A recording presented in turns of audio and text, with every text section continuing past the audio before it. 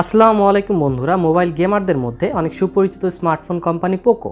তো পোকো তাদের এম সিরিজের নতুন একটি স্মার্টফোন লঞ্চ করে ফেলেছে। কিছুদিন আগেই তাদের এম সিরিজের পোকো M3 Pro 5G ফোনটি লঞ্চ করেছিল তারা। এবার তারা পোকো M3 Pro 5G এর successor Poco M4 Pro 5G ফোনটি লঞ্চ করে ফেলেছে। সো পোকো তাদের এই নতুন ফোনটিতে কি স্পেক্স ও ফিচার দিয়েছে তারই বিস্তারিত আলোচনা থাকবে আজকের এই ভিডিওতে। তো বন্ধুরা, প্রথমেই কথা বলা যাক ফোনটির ডিজাইন এবং বিল্ড কোয়ালিটি নিয়ে। যেহেতু ফোনটি চাইনিজ রেডমি নোট 11 এর রিব্র্যান্ডেড ভার্সন, তাই পোকো M4 Pro ফোনটি দেখতে একদম রেডমি নোট 11 এর মতোই, শুধু ক্যামেরা বাম্পটি কিছুটা এক্সটেন্ডেড করেছে তারা। ফোনটির ডিজাইন আমার কাছে মোটামুটি ভালোই লেগেছে, ডিজাইনের মধ্যে কোনো নতুনত্বের ছোঁয়া নেই। আর পোকো যেহেতু এখন Xiaomi থেকে আলাদা হয়ে গিয়েছে, তাই তারা এবার ফোনটিতে অনেক বড় করে তাদের পোকো ব্র্যান্ডিংটা করেছে। আবার তার নিচেই ডিজাইন বাই পোকো লিখে দিয়েছে। ফোনটির ব্যাক সাইডে গ্লাস ব্যবহার করেছে তারা এবং সাথে ম্যাট ফিনিশিং করা হয়েছে। আর ফোনটির ফ্রেমের চারিদিকে কিছুটা কার্ভ করা হয়েছে। ম্যাট ফিনিশ হওয়ার কারণে ফোনটিতে আঙুলের ছাপ পড়ার সম্ভাবনা অনেক কমে গেছে বলা যায়। ওভারঅল ডিজাইন আমার কাছে অনেক ভালো লেগেছে। পোর্টস অ্যান্ড বাটনস নিয়ে বললে ফোনটির ডান পাশে রয়েছে পাওয়ার বাটন এবং ভলিউম রকার, বামে রয়েছে সিম কার্ড ট্রে, নিচের দিকে রয়েছে type C charging port, 3.5mm headphone jack, microphone এবং স্পিকার গ্রিল। ফোনটির ওপরের দিকে রয়েছে সেকেন্ডারি নয়েজ ক্যান্সেলিং মাইক্রোফোন, শাওমির ঐতিহ্যবাহী আয়ার ব্লাস্টার এবং স্পিকার গ্রিল। আর ফোনটিতে সাইড মাউন্টেড ফিঙ্গারপ্রিন্ট সেন্সর রয়েছে, অর্থাৎ পাওয়ার বাটনটাই ফিঙ্গারপ্রিন্ট সেন্সর হিসেবে কাজ করবে বন্ধুরা। আর এই ফোনটিতে হাইব্রিড সিম স্লট দেওয়া হয়েছে। একটি ন্যানো সিম, একটি SD কার্ড অথবা শুধু দুটি ন্যানো সিম ইউজ করতে পারবেন। পোকো M4 Pro 5G ফোনটির ওয়েট 195 গ্রাম এবং ফোনটির থিকনেস 8.8mm। ফোনটির সামনে রয়েছে 1080p ফুল HD প্লাস ডিসপ্লে, আর ডিসপ্লের মাঝ বরাবর বসানো হয়েছে একটি সেন্টার পাঞ্চল সেলফি ক্যামেরা। ফোনটি আপনারা তিনটি কালারে অ্যাভেলেবল পেয়ে যাবেন, পোকো ইয়েলো, পাওয়ার ব্ল্যাক এবং কুল ব্লু।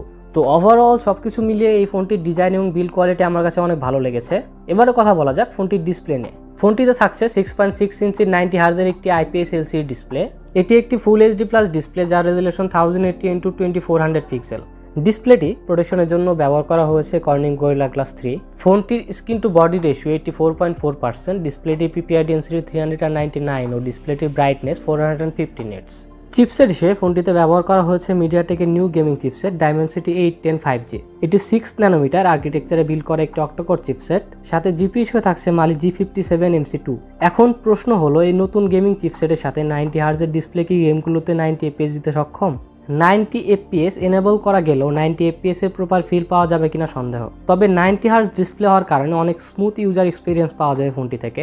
ডাইমেনসিটি 810 প্রসেসর থাকায় ফোনটিতে প্রায় সকল গেমই হাই সেটিংসে প্লে করা যাবে, তবে মাঝে মাঝে ফ্রেম ড্রপ ও হালকা ল্যাগ দেখা দিতে পারে। তবে ফোনটির প্রাইস হিসেবে ভালোই পারফরমেন্স পাওয়া যাবে ফোনটি থেকে।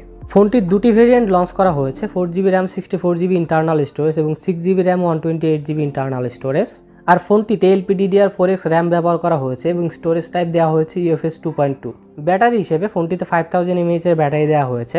ফোনটির 5000 mAh এর ব্যাটারিকে চার্জ করার জন্য ফোনটির বক্সে দেওয়া হয়েছে 33 ওয়াটের একটি ফাস্ট চার্জার, যা ফোনটির 5000 mAh এর ব্যাটারিকে 0 থেকে 100% করতে পারে মাত্র 59 মিনিটে। সেন্সর নিয়ে বললে অ্যাক্সেলেরোমিটার, জাইরো, প্রক্সিমিটি ও কম্পাস সকল সেন্সরই পাওয়া যায় ফোনটিতে। আর সিকিউরিটির জন্য সাইড মাউন্টেড ফিঙ্গারপ্রিন্টের পাশাপাশি ফেস আনলকও রয়েছে ফোনটিতে এবং সেন্সরগুলো ফোনটিকে যথেষ্ট ফাস্ট আনলক করতে সক্ষম। অপারেটিং সিস্টেম নিয়ে বললে আউট অফ দ্য বক্স ফোনটিতে Android 11 পাওয়া যাবে, আর সাথে থাকছে Xiaomiর লেটেস্ট MIUI 12.5। বন্ধুরা, পোকো M4 Pro 5G ফোনটিতে রয়েছে ডুয়েল ক্যামেরা সেটআপ, 50 মেগাপিক্সেলের মেইন ক্যামেরা যার অ্যাপারচার f1.8। এছাড়াও ফোনটিতে রয়েছে 8 মেগাপিক্সেলের একটি ultra wide sensor. Selfie camera হিসেবে ফোনটিতে 16 মেগাপিক্সেলের একটি সেন্টার পাঞ্চল সেলফি ক্যামেরা দেওয়া হয়েছে। ফোনটির রিয়ার ক্যামেরা দিয়ে সর্বোচ্চ 1080p 60 fps পর্যন্ত ভিডিও রেকর্ডিং করা যাবে, আর সেলফি ক্যামেরা দিয়ে সর্বোচ্চ 1080p 30 fps পর্যন্ত ভিডিও রেকর্ডিং করার সুবিধা রয়েছে। এছাড়াও ক্যামেরা ফিচার হিসেবে slow motion, HDR, AI mode ও প্যানোরামা রয়েছে ফোনটিতে। মাল্টিমিডিয়ার ক্ষেত্রে ডিসপ্লে ভিউইং এক্সপিরিয়েন্স মোটামুটি ভালোই ছিল। আর বন্ধুরা, এই ফোনটিতে ডুয়েল স্টেরিও স্পিকার দেওয়া হয়েছে এবং ফোনটির স্পিকার যথেষ্ট লাউড আর কোয়ালিটিও ভালো। ফোনটির কানেক্টিভিটি নিয়ে বললে 4G 5G দুটোই রয়েছে। NFC এর সাপোর্ট রয়েছে, ডুয়েল ব্যান্ড ওয়াইফাই এবং ব্লুটুথ 5.1 রয়েছে এই ফোনটিতে।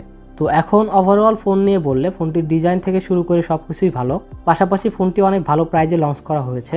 ফোনটির স্পেক্স হিসেবে প্রাইজিং অনেক ভালো লেগেছে আমার কাছে। আমাদের ধারণা অনুযায়ী 18 থেকে 22 হাজারের মধ্যে ফোনটির প্রাইস হওয়ার পসিবিলিটি রয়েছে। বন্ধুরা, ফোনটির আপডেট প্রাইজের জন্য ভিজিট করতে পারেন আমাদের অফিসিয়াল ওয়েবসাইট rnfmobile.com। আপনারা সেখান থেকে আপডেট প্রাইস দেখে নিতে পারবেন।